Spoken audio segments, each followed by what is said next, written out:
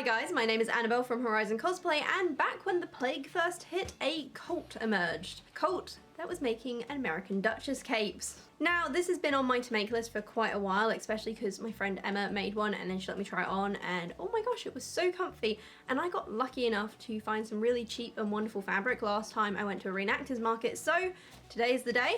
I have officially printed out the pattern. I've actually enlarged it to the correct size on the computer and then just printed it out as a PDF because, well, I just don't have any pattern paper and this just seemed way easier, to be honest with you. So first things first, let's stick this together and then I'll finally be a member of the cult. Sewing cult though, which I think is a good kind of cult. It's not one of those bad cults, you know, the ones that do creepy things. Unless everyone wearing the same cape is creepy, then maybe, you know, we're just not going to think about it. Let's go.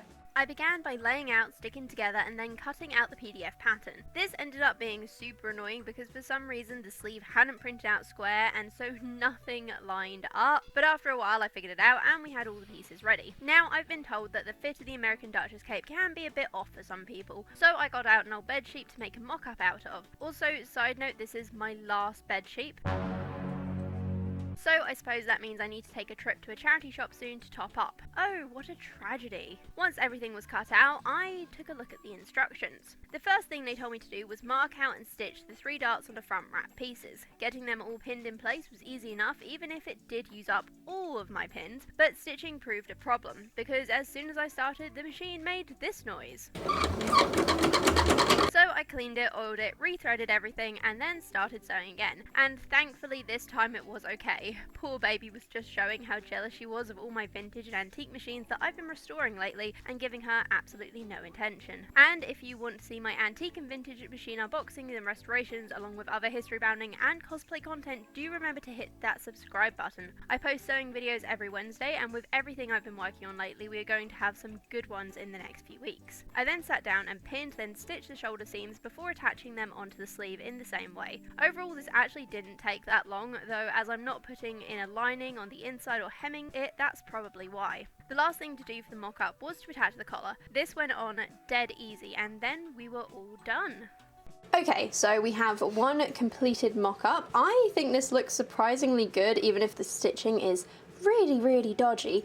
But the point is that we have a mock-up, it fits really quite well. I have literally just chucked one pin in the back to keep it closed, and I actually don't think we need to make any adjustments to the pattern, which, thank God, quite frankly, because I was not looking forward to doing that. And it means I can start cutting out the cape in the real fabric before I go to work tonight. Looks good. Look, I have little bat wings. So cute. For the fabric I'm using on the real cloak, we have these two. The blue is a lovely 100% wool that I picked up at a reenactors market for just £4 a metre. Considering everything else I'd seen that day was at least £10 a metre, meaning that it was well out of my price range, this was an absolute lifesaver, and it really is in my favourite kind of blue. To go with that, we have this gold silky pony. Yes, I said that right, it's silk. I brought this from the same stand for just £3 a metre. I know, crazy, right? I'm hoping that with the outside made of wool and the lining of silk, this is going to be one crazy warm cape. Before I pinned and cut out the pattern pieces, I gave all the fabric an iron, as it had been sat on my shelves for at least a few months at this point. Also, if you're wondering why I'm in my very messy kitchen rather than the living room area for once, it's because Ben had some friends round, and because computer games are a thing, they had taken up every available plug socket in the area, which was overly annoying, but I'm tolerating it because occasionally you have to socialise your husband. Okay, so all of this is pinned down, and here's the thing. The pattern stated that I needed 3 yards of this material, and I think I've maybe used 1.5 yards, maybe 2. So I have loads left over because I intentionally brought a metre more than it said, just in case, and I think I brought an extra 2 meters of that just in case. So yeah, that's going to be interesting. Then I cut out the lining and pinned the outside blue wool before giving that a snip as well. My first thing to do was then to mark and pin the pleats onto the front panel. To do this I used a pen, and no, not a despairing one because I couldn't find it, but I did make sure to test it on scraps of fabric beforehand to make sure that the pen wouldn't soak through to the other side of the fabric and it wouldn't be too obvious. This was because neither the chalk or the pencil wanted to show up on either fabric for some weird ass reason. The next day I then sat down to sew. Because I'm lazy, I decided to do all the lining first so that I didn't have to change the thread. Having said that, a matching thread for this gold fabric was impossible to find, and considering my extensive thread collection, I'm genuinely shocked by this. Soon enough though, the pleats were done, and I could trim down the excess. And it didn't say to do this in the instructions, but I'm a paranoid little seam sealer. I overlocked the edges until they got so small I couldn't do that anymore. Then these all got ironed flat, and yes, I can see my iron is leaking water, and no, I don't know why, before the ends of the pleats were pinned flat so that they wouldn't change direction when I eventually stitched them. After that, I got the shoulder pieces and pinned, stitched and overlocked them in place before giving them an iron too. Next was to add the sleeves. These got pinned in place, then stitched and overlocked down, and now we can see what the cape would look like if it were gold. Okay, so that is the lining of the cloak done, but we still have the outside to do as well as the collar. So I suppose we should get going with that, but oh my gosh, like how beautiful does this gold silk look? I'm also wishing that I'd brought like 10 times more of this so that I can make a bell dress out of it, because it's just the perfect colour for a bell dress, honestly. It's just very, very jazzy. Nice and shiny, very cute, very comfy to wear if I do say so myself. But like I said, this is the lining. We want an entire cape, so we better go make one. And then came the collar. Now I want to finish off this cape a little differently than the instructions suggest, and that means the collar attaching process needs to change. So I pinned and stitched on the contrast silk facing onto one of the collar pieces. I did this using a small top stitch very, very close to the edge of the silk. Once that was done, I matched the collar up to the centre back of the gold cape and stitched it along the neckline. With that all done, it was time to start on the blue wool outer layer. And can we appreciate the fact that I sewed this entire cape while sitting on a camping esky? It was not comfortable, I can tell you that, but we do what we must do for our art. I carried on stitching, ironing, overlocking as I had the lining of the cape. It was actually going really well, and I was on track, surprisingly enough anyway, to finish everything that night. Until...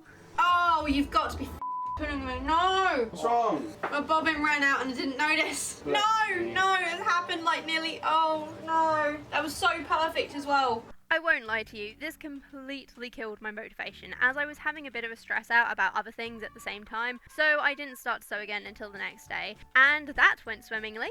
Are you kidding? Oh my god, I can't believe I've done this. Did it again, didn't you? I forgot to fill up the bobbin. I forgot to fill up the bobbin. I was waiting. I knew you didn't fill it up last night. I'm filming it so that there is evidence we are actually filling up the bobbin this time. Oh, screw me. This is just not my day, is it? Okay, I have just wound up the bobbin by hand, and we have threaded up the sewing machine, and now third time's the charm. Let's see if we can attach these damn sleeves. So after much fiddling with thread, we finally got the sleeves on and had them overlocked. Then it was just the collar to attach and seal before I could finally sit down and pin the two halves together. Okay, so the edges of the cape are all pinned up, and I don't know how it's happened, but for some reason, even though they're cut from the same pattern pieces, there's sections here where either the wool is much shorter than the lining, or the lining is much shorter than the wool, and I kind of figure it probably just is going to even itself out, but it's still super annoying. This is not its final form. So now that it's all pinned together, what we're going to do is we're going to cut some bias binding out of this gold, and along all these edges, we're going to pin bias binding, and then we're going to top stitch it down because I want that rim of gold just around the edge of the cape because I think that'll look really, really cool.